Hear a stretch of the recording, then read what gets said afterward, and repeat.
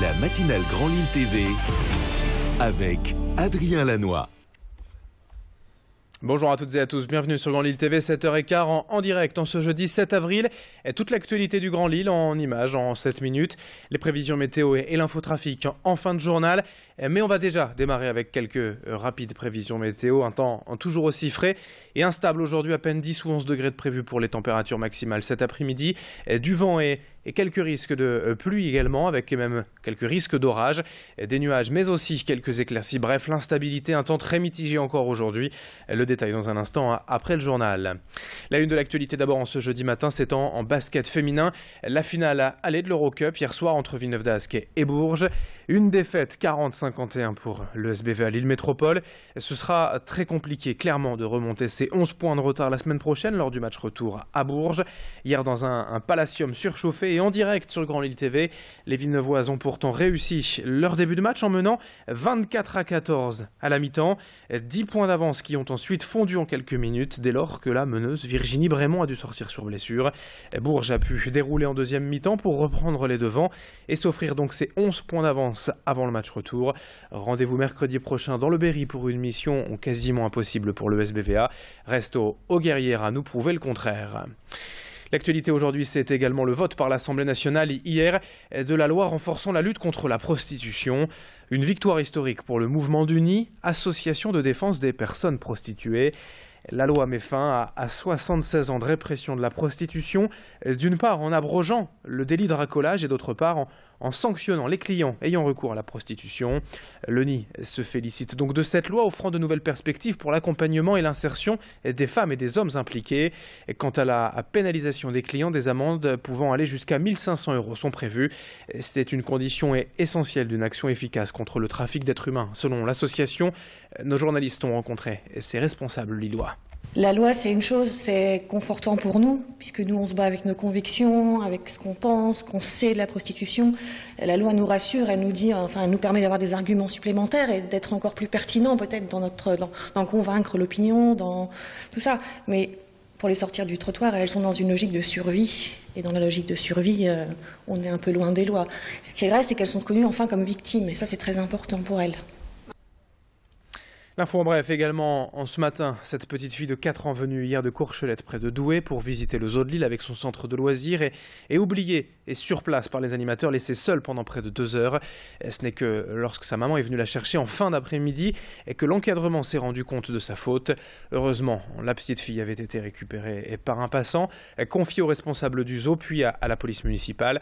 Ses parents ont donc pu la récupérer hier soir, après tout de même une grosse frayeur, on s'en doute.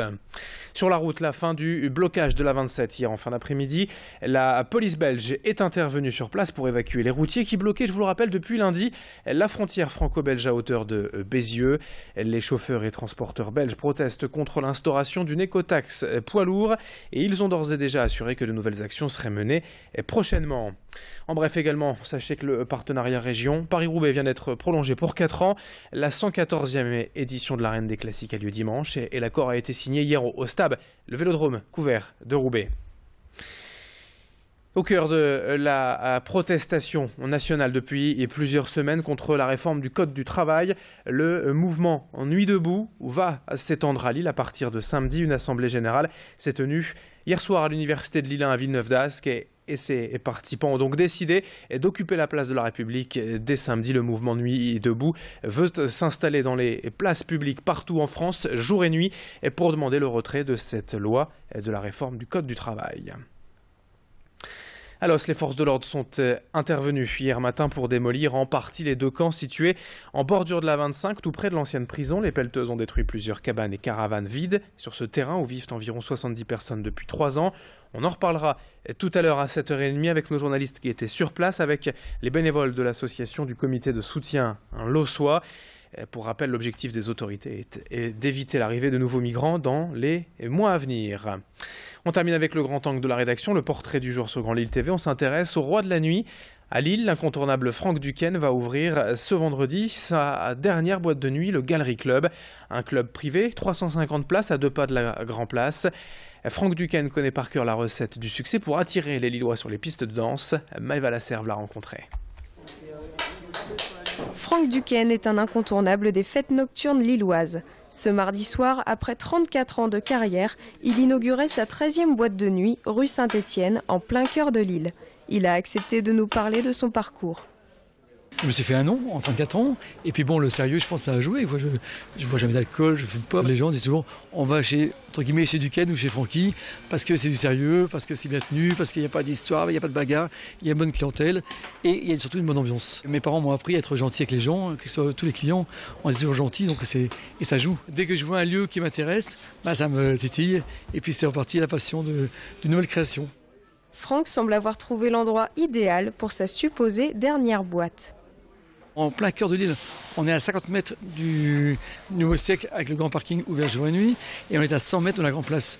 Et les gens, les touristes et les Lillois, les gens ici de la région, qui s'y cherchent après un restaurant, on cherche à aller près du restaurant à sortir en boîte.